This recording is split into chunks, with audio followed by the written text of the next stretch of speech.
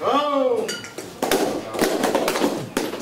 Your Excellency, the British High Commissioner to Fiji, the head teacher of Tailevu North College, the manager and members of the school committee, teachers and students, ladies and gentlemen, good afternoon to all of you. Today we can finally put the disruption of Tropical Cyclone Winston behind us at the Tailevu North College. And I'm delighted to be with you all, and especially our students, as we officially sign off on the work that has been done as part of the government cyclone rehabilitation program. The major upgrading of 5 buildings that lost roofs and walls, and fixing the damage to 23 other buildings at an all-up cost of just over $850,000. The memories of what happened in February 26 will always be with us, but now that this work has been completed, I hope that our students can finally put the trauma of what happened behind them and concentrate on their studies and be able to say, we truly were stronger than Winston. Friends, today I'm joined by a distinguished visitor to the college, the British High Commissioner to Fiji, Melanie Hopkins. And Britain has always been a great friend to Fiji. And please, as we have welcomed already, welcome again to the college. Many of you will be wondering why she's here. Well, in a few minutes she'll be making an important announcement about assisting Fiji to address the root cause of events like Cyclone Winston. And that is our global campaign to get the world to take decisive action on climate change. I also want to thank, thank the High Commissioner on behalf of every Fijian for Britain's assistance in the wake of Cyclone Winston. Among other things, this included substantial private donation to the relief effort by Her Majesty the Queen. And it is wonderful to know that Queen Elizabeth, Her Majesty the Queen, continues to take an interest in the welfare of the Fijian people 64 years after she first visited us in 1953. The High Commissioner will be addressing us shortly, but first I want to explain some important aspects of the cyclone rehabilitation program in our schools, not only here in Tailevu North, but all the affected areas. These are not just simple rebuilds or simple fixes in the case of our own school or your school. As part of our determination to build back better, all of this work has been done to a much higher standard. There was no point in simply doing what we've always done in the past, and let me tell you why.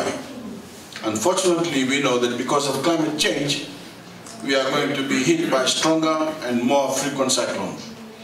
And that means doing everything we can to make the structures more resilient, not to be simply blown away or damaged again by the next cyclone, but be strong enough to survive repeated events. That's why these rebuilds, in many cases, have been taking longer than usual. Right from the start, I issued the instruction that there be no shortcuts. The rehabilitation work had to be done to the highest possible standard within our resources. From the design of the reconstruction to the materials used and the quality of workmanship. That is what has happened, and I'm sure you'll all want to join me and acknowledge the work that has been done in Tailevu North by everyone associated with the project. But friends, it isn't enough to merely make ourselves more resilient in Fiji. We need to address the root cause of the extreme weather events like Winston, the rising sea levels, and the changes to agriculture caused by climate change. I'm not prepared as the Prime Minister to sit here in Fiji and expect the rest of the world to deal with a challenge, the greatest humanity has ever faced. We need to do some of the heavy lifting ourselves. And so that is why I have taken up the challenge myself to lead the world in negotiations to get decisive action on climate change as the incoming president of COP23. You all witnessed the fury of Tropical Cyclone Winston yourselves. We all know people who lost their lives and who were injured. Many of you lost your homes or part of your homes. Well, unfortunately, the scientists tell us to prepare for the same again or even worse. Along with droughts, rising seas and the threat to our crops, the very survival of our nation is at stake. Our way of life, all that we hold dear. We Fijians have always answered the call to help meet the global challenge, whether in World War II, Malaya, our ongoing peacekeeping missions in troubled parts of the world, and we are answering the call to help meet this one, to persuade the industrial nations to drastically reduce the carbon emissions that are causing our planet to heat up. So I appeal to you all to support me in the role of COP President. I need your prayers and good wishes if we are to make a success of this mission. Because if we can bring honor to Fiji, and we can truly make a difference. A small nation punching above its weight and leading the global community along the path to decisive action. Action to save our planet. I cannot do it without you, and I cannot do it without the support of friends in the world, those nations that support decisive action like Britain. Fortunately, we have those friends. And now I'd like to invite one of them to speak to you. Would you please welcome the British High Commissioner, Her Excellency Melanie Hopkins. And I am indeed here today representing the UK and Her Majesty. And as the Prime Minister just said, we see ourselves as a steadfast friend of Fiji in good times and in bad. The UK's relationship with your wonderful country is deep, but it is not just rooted in our shared history. It is thriving in the links between our peoples, from the Fijians serving honourably in Her Majesty's armed forces, to the many British volunteers who travel to Fiji each year to serve in communities across your islands. And it's wonderful today, Prime Minister, to be back here in a school. And just 2 weeks ago, I visited a series of schools in the island of Koro, which of course was very much affected by TC Winston. And I saw firsthand the devastation that was delivered on Koro. Those volunteers, those young British men and women, they were also on Koro at the time of TC Winston. And yet they came back a year later. They were not put off from their work supporting education in Fiji. They were not scared away. And events that try us the most are also the events that make us stronger. And relationships forged during those tough times are relationships that last. They are far stronger and more resilient because of it. The UK volunteers I met will always be connected to Koro and connected to Fiji, despite the geographical distance between our two countries. They will return to the UK later this year when they complete their tour, with stories not just about the beauty of your country, but also about the resilience and strength of the Fijian people following disaster. Excuse me. And so it's just wonderful today to be here in this school today, witnessing rebirth following Winston. But our links with Fiji are not just personal, governmental or corporate. Ultimately, we share the same planet. What happens in Europe and other developed countries right around the world directly affects what happens elsewhere in the world, in the Pacific, in Fiji and here in Tailevu. This is why the British people and our government have led the charge in the developed world when it comes to climate change. The United Kingdom was a key force behind the Paris Agreement and has always been an active voice in the High Ambition Coalition. This is why I have the honour today to stand next to your Prime Minister, who is leading the world's efforts to build on the Paris Agreement during Fiji's presidency of COP23. The unprecedented intensity of Cyclone Winston only a year after Cyclone Pam's devastating impact on Vanuatu is clearly indicative of a changing climate. And as you just reminded us, Prime Minister, the scientists are telling us to be ready for more of this. But Fiji's co-chairing of the first UN Oceans Conference and the presidency of COP23 is testament to Fiji's leadership and the Prime Minister's intent to mobilise global action. The UK stands with you, Prime Minister, and our other Pacific friends in our commitment to address man-made climate change. And this is why I am delighted today to announce that the UK government will be committing up to £1.7 million or 4.4 million Fijian dollars to support Fiji's COP23 presidency.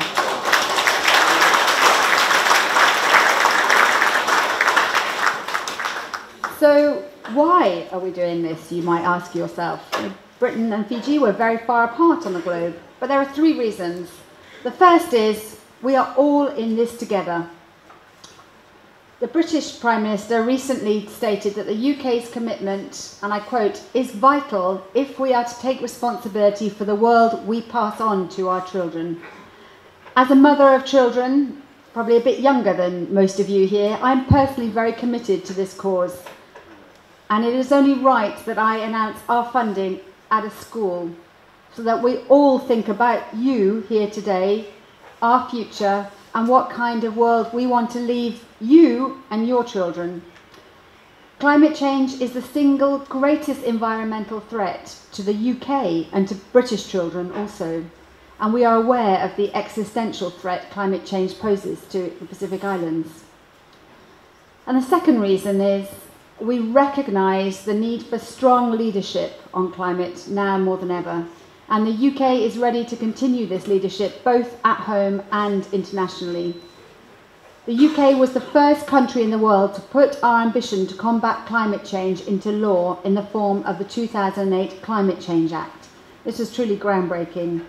And today we are delivering the Paris Agreement through our domestic climate framework, and we are committed to reducing emissions by at least 80% by 2050. We recently set the ambitious fifth UK carbon budget, which sets out plans to reduce our emissions by 57% by 2032. In short, Prime Minister, we are charting an exciting low-carbon future for the UK whilst doing our part to implement the Paris Agreement. And the UK understands that Fiji's presidency is about championing actions, and we are clear that Fiji's role in the design of the facilitative dialogue will be vital to assessing our collective progress towards decarbonisation. And for the UK, we were dismayed by the United States' decision to withdraw from the Paris Agreement, and we truly hope the US will reconsider this decision.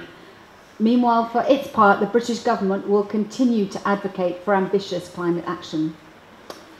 And third and finally, we recognise that climate change is inextricably linked to the Sustainable Development Goals. Climate change is as much a security threat as it is an environmental, social and economic challenge. And here in the Pacific, as you see every day, there can be no division between the risks posed by a changing climate and the impact on oceans, ecosystems, disaster events, and the ability of Pacific nations to achieve the Sustainable Development Goals and achieve their full potential. And we understand, Prime Minister, that the grand coalition championed by Fiji is defined by both partnerships and collective actions on a small but also a grand scale, and we look forward to the work we can take forward together on the road to COP23 and beyond. Honourable Prime Minister, children and students of Tailevu North, we stand with you and wish you every success for COP23. Vinaka Vakalevu. It's great to come out and see a school. I think that's really. You've been here before? I haven't been here before, no.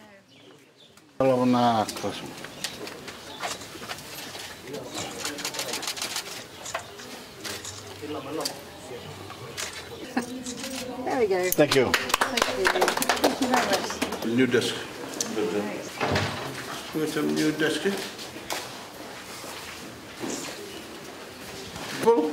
Go sha na turanga di ba ko na kana tara na kurni bul todo.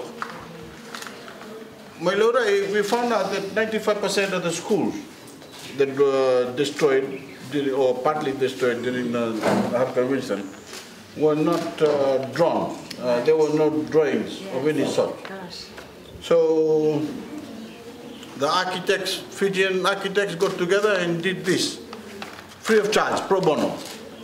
They used their own time and resources, and they drew up plans for individual schools that were struck down during Winston. This is for this school, the one that have been repaired. And this is a completion certificate, the cyclone certificate, data sheets of materials that we use, OHS certificate, scope of work, building drawings and approved drawings. Manja? They have one copy, there's one copy, and the Ministry of Education has a copy. So look after it. Okay? Thank you. Everyone. Thank you. Thank you very much.